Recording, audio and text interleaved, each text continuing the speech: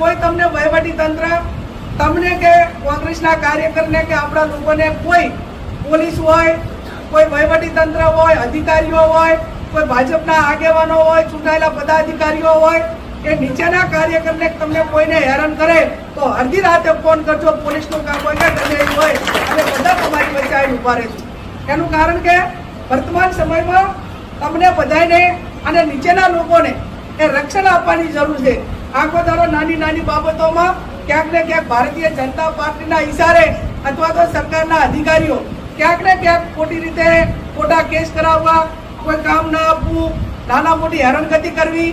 એટલે આ બધી કોઈ નાના મોટી હેરાનગતિ હોય તો તમે ગભરાશો નહીં. ગુલાબભાઈ, હું અને આખી કોંગ્રેસ તમારી સાથે છે.